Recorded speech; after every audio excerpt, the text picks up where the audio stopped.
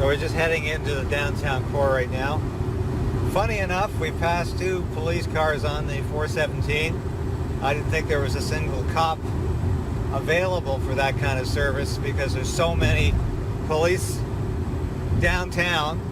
It's such an overreach. We've got not just the Ottawa Police Disc Service, but we've got the OPP and we've got the RCMP and I think other police forces there. It's incredible overreach again. And once again, it's Jim Watson, the mayor of Ottawa, who is scared to death about people in his backyard. And someone needs to remind Jim Watson that he does not own Ottawa. It's the national capital. And that the people who arrived last night on their motorcycles did not come here to even protest. This is an event to honor Canadian veterans. And that's where we're headed right now, which is to the National War Memorial. And hopefully the police are going to allow us and other people who want to honor veterans, of which I am one, in. But we don't know. It was hard getting out last night. It was very difficult getting through the barricades. We had to use a different route to get home. So I don't know if we're even going to be able to get in or if there's going to be anything going on today. But the point to remember is that it's the Ottawa Police Disc Service and Jim Watson who are occupying Ottawa. They're making it impossible for the motorcyclists and the participants, I'm not even going to say demonstrators, but the participants to leave. They're making it, and they're actually stopping people who have Canadian flags in their trucks and threatening to tow them. We've seen this on video. This incredible overreach again. And it's all part of Justin Trudeau's authoritarian Canada and Jim Watson's authoritarian Ottawa. So more to follow. I'll keep you informed throughout the day. And everyone in their platoons and troops and regiments was to come home so they could love again. And now they can't. So we love for them. Those of us that received the sacrifice medal, we get to wear it, but we're still alive. Huh? The guys who don't get one, who didn't come home, they get something entirely different. They get this. Yes. Yes.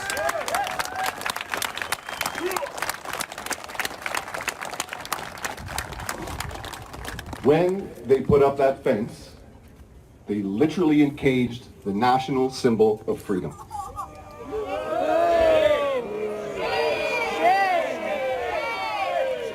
It was disgraceful. I had no words, you know. So we, I'm gonna use a beautiful Latin saying, "Facta non verba," deeds not words. So we got after it, and it came down.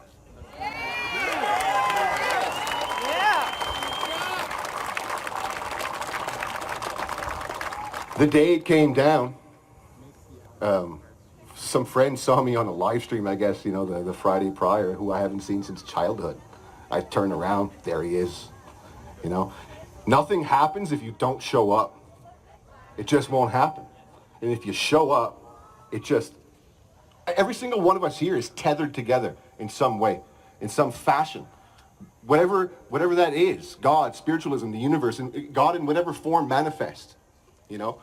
I myself have recently become very Christian again. And the reason why I say, you know, I love these guys over here too, is I say, well, what would Jesus do? Yeah?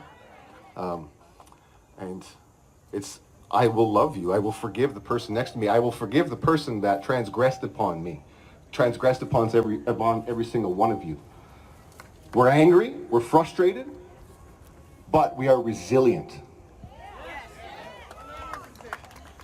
Have any of you heard the term, our resolve is infinite? You're going to be hearing it more, because it is. But when we were on the Hill last night, and there were a few people speaking to the desperation that they were feeling, and much of this MSM doesn't understand the desperation people are feeling. We got this incredible sensation when the truckers showed up in Ottawa that we were not alone, right? They lied to us. They made us think that we were the only ones. And yeah, sure, we might be the minority, but we are not alone. You are not alone. And we don't want you to let go. We keep continuing with the freedom movement because we don't want you to let go. Don't let go of your faith. Faith over fear. Out of that, we as veterans, 5 of us, listening to Canadians tell us that for 2 years they didn't have hope, that they felt lost in their homes as they've been locked away, that they couldn't hug their relatives, that their family members were committing suicide, that their children had to go to school in masks and then not school at all, and then school and not school at all, learning from a computer, instilling fear into these little children. What do you think that's going to do to their future? How dare they?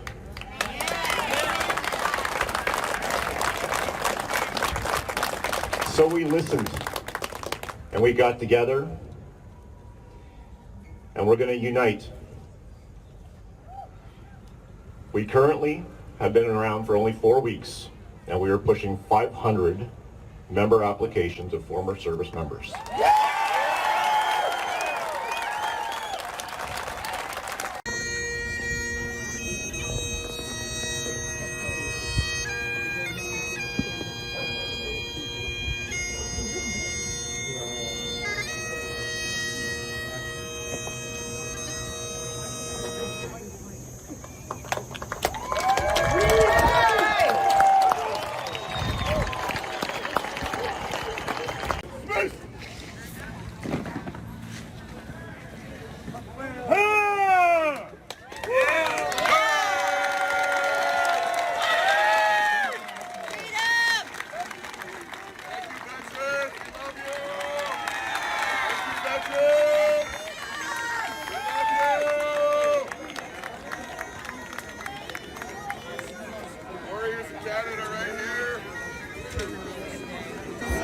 So, very moving ceremony, very moving remarks from a lot of speakers here this morning. Everyone turns around. We should have some bikes making their way. And we're we're still just stay here, but just turn around and have a look. We're just anticipating the bikes arriving now, and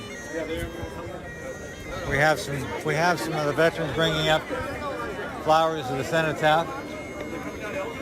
Everybody, if you go down towards the next satellites, you're gonna see a lot of Harleys. You might see some Yamahas too, but. And we've got Rolling Thunder is in town. Bikes here. Go take a look.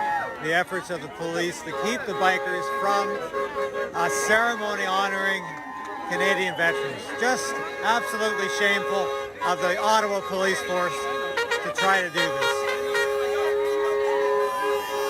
So I will be checking the bikes out here in a minute and continue reporting. Thanks for listening. This is David Creighton for the Western Standard, and we've heard some really exciting things today.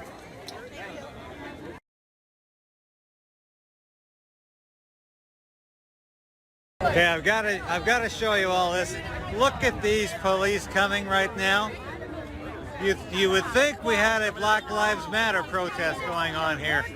But this is outrageous again, the outreach of Mayor Jim Watson, the cowardly Jim Watson, sending out a ridiculous amount of police. This looks like a goddamn army. I have never seen such overreach by a municipality in my life. Jim Watson should never have been an elected mayor in the first place. But here they are. Here they are. Raise a chair.